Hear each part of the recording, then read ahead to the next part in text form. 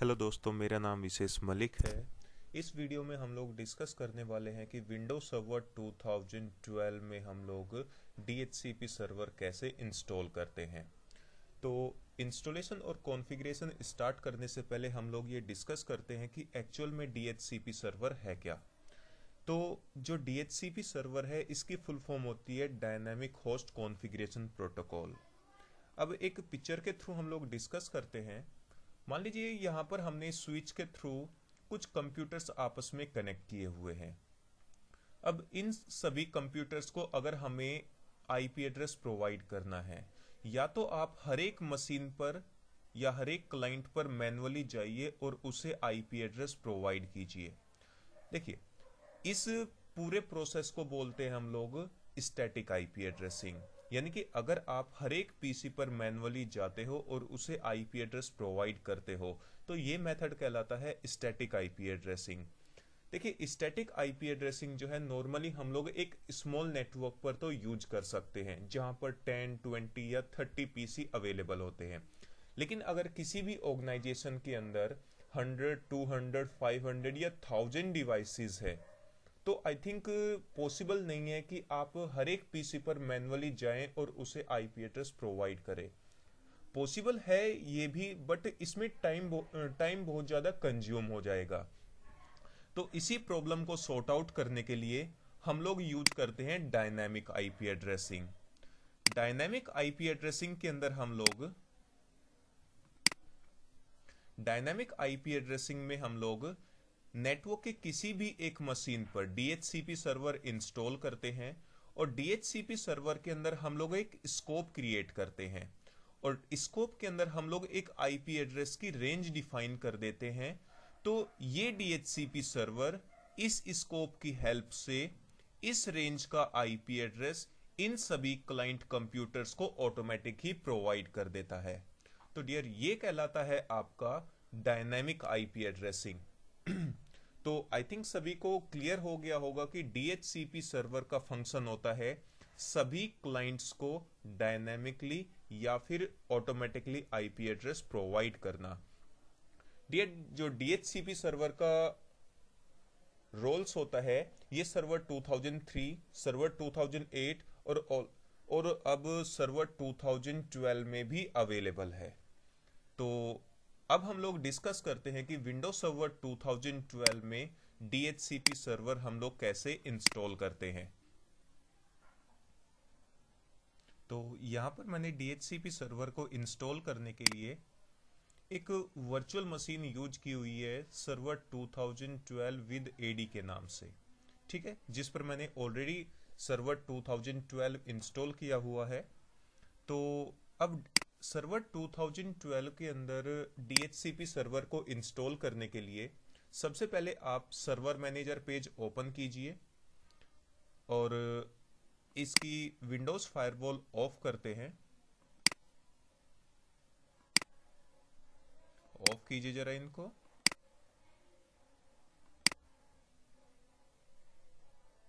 ठीक है, ऑफ हो गई। अब एक बार इसका आईपी एड्रेस भी चेक करते हैं। जस्ट लैन कार्ड पर राइट क्लिक कीजिए, इसकी प्रॉपर्टीज में जाइए,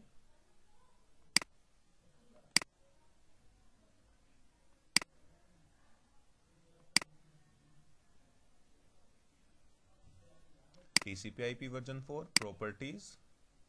देखिए यहाँ पर मैंने DHCP सर्वर को स्टैटिकली आईपी एड्रेस असाइन किया हुआ है 1.100। तो मैं इसके प्रेफर DNS सर्वर के अंदर भी इसका खुद का ही आईपी एड्रेस असाइन कर देता हूं। ओके कीजिए, क्लोज।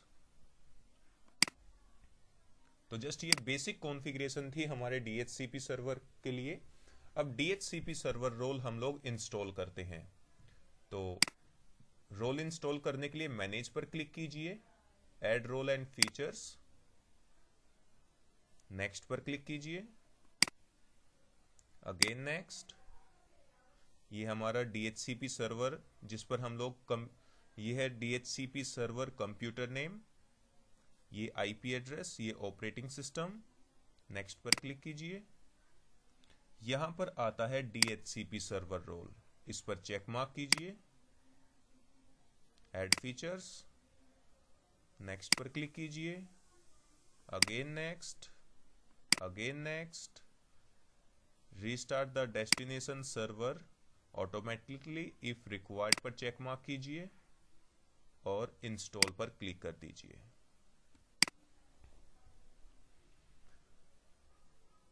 तो अब कुछ देर में ही यहां पर DHCP सर्वर रोल की इंस्टॉलेशन जो है वो स्टार्ट हो जाएगी।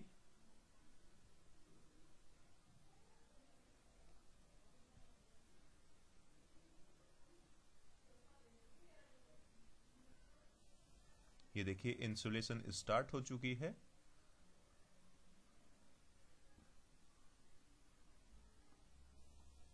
देखिए DHCP सर्वर की कॉन्फ़िगरेशन इंस्टॉलेशन जो है वो सक्सेसफुली कंप्लीट हो गई है, बट कॉन्फ़िगरेशन रिक्वायर है। तो उस कॉन्फ़िगरेशन को कंप्लीट करने के लिए कंप्लीट द DHCP कॉन्फ़िगरेशन पर क्लिक कीजिए, नेक्स्ट पर क्लिक कीजिए, कमिट पर क्लिक कीजिए और अब देख सकते हैं अब यहां पर DHCP सर्वर की जो इंस्टॉलेशन है वो सक्सेसफुली कंप्लीट हो गई है। क्लोज पर क्लिक कीजिए एंड अगेन क्लोज। तो इस तरह डियर हम लोग विंडोज सर्वर 2012 के अंदर DHCP सर्वर रोल इंस्टॉल करते हैं। अब इसे हम लोग कॉन्फ़िगर कैसे करते हैं? तो DHCP सर्वर रोल को कॉन्फ़िगर करने के लिए टूल्स पर क्लिक कीजिए, यहां पर ऑप्शन मिलेगा आपको DHCP पर क्लिक कीजिए। यहां पर DHCP मैनेजर पेज ओपन हो जाएगा, इसको मैक्सिमाइज कर लेते हैं।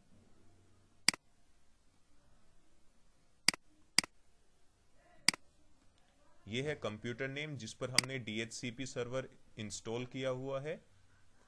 अब यहां पर हम लोग IP वर्जन 4 पर राइट क्लिक करते हैं और स्कोप पर क्लिक करते हैं। न्यू स्कोप पर क्लिक कीजिए,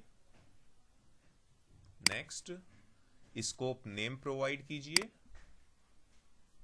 मान लीजिए मैं विशु के नाम से स्कोप क्रिएट कर रहा हूं, नेक्स्ट पर क्लिक कीजिए और यहां पर हमें वो IP एड्रेस की रेंज डिफाइन करनी है जो हम लोग DHCP सर्वर के थ्रू क्लाइंट को प्रोवाइड करना चाहते हैं, जैसे कि 192.168.1.250। ठीक है, तो यहां पर हमने DHCP सर्वर के अंदर एक रेंज डिफाइन की 150 to 250। यहां पर क्लास C का हम लोग ये रेंज यूज कर रहे हैं, तो उसके अंदर डिफॉल्ट नेटवर्क आईडी होती है 24 और ये इसका डिफॉल्ट सबनेट मास्क हम लोग यूज कर रहे हैं। नेक्स्ट पर क्लिक कीजिए। अब यहां पर आ जाता है एक्सक्लूजन्स। एक्चुअल में एक्सक्लूजन कुछ एड्रेसेस या IP एड्रेसेस की रेंज होती है और एक्सक्लूजन IP एड्रेसेस या रेंज जो है ये हमारे स्कोप की रेंज का ही एक पार्ट होती है। अब मान लीजिए अगर आप 150 to 250 के मिड के कुछ एड्रेसेस या कुछ एड्रेसेस रेंज आप क्लाइंट को प्रोवाइड नहीं करना चाहते हैं तो उन्हें आप एक्सक्लूजन्स के अंदर ऐड कर सकते हैं।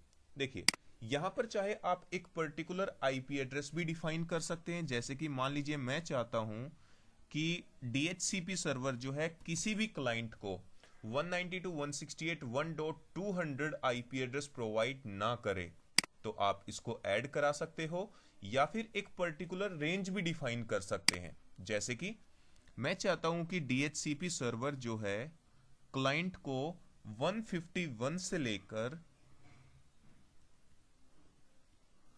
1.170 तक प्रोवाइड ना करे। देखिए मैंने यहां पर 151 से लेकर 170 तक पूरी रेंज डिफाइन कर दी है और के साथ साथ मैंने एक पर्टिकुलर IP एड्रेस भी डिफाइन कर दिया कि DHCP सर्वर इस IP एड्रेस को और इस रेंज के IP एड्रेस को क्लाइंट को प्रोवाइड ना करे। यानी कि अगर हम लोग यहां पर देखें तो DHCP सर्वर जो है फर्स्ट क्लाइंट को 150 IP एड्रेस प्रोवाइड करेगा और उसके बाद 171 प्रोवाइड करेगा। तो 150 प्रोवाइड करेगा, 171 से लेकर 199 तक प्रोवाइड करेगा, फिर 200 नहीं प्रोवाइड करेगा। ठीक है, तो ये कहलाता है आपका एक्सक्लूजन्स रेंज। ध्यान रखना, एक्सक्लूजन रेंज जो है वो स्कोप की ही एक रेंज होती है या कुछ एड्रेसेस होते हैं जो DHCP सर्वर के थ्रू क्लाइंट को नहीं प्रोवाइड किए जाते हैं। अब यहां पर देखिए, ये ऑप्शन जो है सबनेट डिले, ये फर्स्ट टाइम विंडोज सर्वर 2012 के अंदर ही ऐड किया गया है। अब मान लीजिए किसी भी DHCP क्लाइंट की रिक्वेस्ट DHCP सर्वर के पास आती है IP एड्रेस के लिए। अब DHCP सर्वर उस रिक्वेस्ट का कितने टाइम के बाद रेस्पॉन्ड करे, ठीक है, तो यहां से हम लोग डिले टाइम भी डिफाइन कर सकते हैं। ठीक है, तो चाहे आप डिफाइन कीजिए या मत कीजिए, ये आपके ऊपर है। इसको मैं एज इट इज रहने देता हूं। जस्ट नेक्स्ट पर क्लिक कीजिए। नेक्स्ट आता है लीज ड्यूरेशन। ठीक है, लीज ड्यूरेशन का मीनिंग है कि DHCP सर्वर किसी भी क्लाइंट को कितने टाइम तक IP एड्रेस प्रोवाइड करे, that is lease duration. By default ये 8 डेज होती है। चाहे तो यहां पर इसको 999 डेज भी कर सकते हैं और चाहे तो इसको हम लोग अनलिमिटेड भी कर सकते हैं। अनलिमिटेड कैसे करते हैं वो मैं आपको बाद में बताऊंगा, लेकिन यहां पर बाय डिफॉल्ट 8 डेज होती है और मैक्सिमम यहीं पर इसको हम लोग 999 डेज कर सकते हैं। चाहे तो हम लोग ये आप कर सकते हो। ठीक है, यहां पर आप इसको रीड भी करके देख सकते हो। The lease duration specifies how long a client can use an IP address from this scope. ठीक है, नेक्स्ट पर क्लिक कीजिए। Yes, I want to configure these option now पर चेक मार्क रहने दीजिए, जो कि बाय डिफॉल्ट है। नेक्स्ट पर क्लिक कीजिए। अब देखिए यहां पर अगर आप चाहते हैं कि DHCP सर्वर सभी क्लाइंट को IP एड्रेस के साथ साथ उन सभी क्लाइंट को गेटवे IP एड्रेस भी प्रोवाइड करे, जो कि हमारे राउटर का IP एड्रेस होता है, तो आप यहां पर अपने राउटर का IP एड्रेस प्रोवाइड कर सकते हैं और ये DHCP सर्वर सभी क्लाइंट को ये गेटवे एड्रेसेस भी प्रोवाइड करेगा। तो अभी मेरे नेटवर्क के अंदर राउटर अवेलेबल नहीं है, तो मैं इसको एज इट इज ब्लैंक रहने देता हूं और नेक्स्ट पर क्लिक करते हैं। अब देखिए, मैंने इस मशीन पर malik.com के नाम से डोमेन क्रिएट किया हुआ है, वो ऑटोमेटिक यहां पर डिस्प्ले हो रहा है और ये हमारे DHCP सर्वर का IP एड्रेस है। नेक्स्ट पर क्लिक कीजिए। विन सर्वर हम लोग यूज नहीं कर रहे हैं, तो उसको एज इट इज ब्लैंक रहने दीजिए। नेक्स्ट पर क्लिक कीजिए और यहां पर yes I want to activate this scope now पर चेक मार्क कीजिए। नेक्स्ट पर क्लिक कीजिए और फिनिश पर क्लिक कीजिए। अब देखिए, यहां पर हमने एक स्कोप क्रिएट किया है विशु के नाम से, जिसके अंदर हमने 192.168.1.0 के नेटवर्क का रेंज डिफाइन किया हुआ है। इसको जस्ट सेलेक्ट कीजिए। जैसे ही आप इसको सिलेक्ट करते हैं तो इसके नीचे कुछ ऑप्शंस आ जाते हैं, जैसे कि एड्रेस पूल ऑप्शन, जिसके अंदर डिफाइन किया जाता है कि स्कोप में आपने टोटल कितनी क्या रेंज डिफाइन की हुई है। सेकंड थिंग, यहां पर आप देख सकते हैं ये है हमारे एक्सक्लूडेड एड्रेसेस, जो हमने एक्सक्लूड किए हुए हैं इस स्कोप की रेंज में से। ठीक है, यहां पर नेक्स्ट टैब आता है एड्रेस लीजेस, यानी कि DHCP सर्वर ने किस टाइम पर किस क्लाइंट को क्या IP एड्रेस प्रोवाइड किया, ये पूरी लिस्ट जो है आपको यहां पर डिस्प्ले हो जाएगी। तो क्योंकि अभी DHCP सर्वर ने किसी भी क्लाइंट को कोई भी IP एड्रेस प्रोवाइड नहीं किया है, इसलिए यहां पर कुछ भी डिस्प्ले नहीं हो रहा है। अभी कुछ देर के बाद में हम लोग रिजर्वेशन को भी डिस्कस करेंगे। ठीक है, तो अभी हम लोग क्लाइंट को IP एड्रेस प्रोवाइड करते हैं। तो अब देखिए, यहां पर मैंने क्लाइंट्स के लिए 2 वर्चुअल मशीन यूज की हुई है। एक है Windows 7 के नाम से और एक है Windows 7 क्लाइंट के नाम से। इन दोनों को मैं एज अ क्लाइंट यूज करूंगा। जिनको मैं DHCP सर्वर के थ्रू आईपी एड्रेस प्रोवाइड करूंगा। तो आईपी एड्रेस प्रोवाइड करने के लिए देखिए, सबसे पहले जस्ट एक रिक्वायरमेंट होती है कि क्लाइंट पर,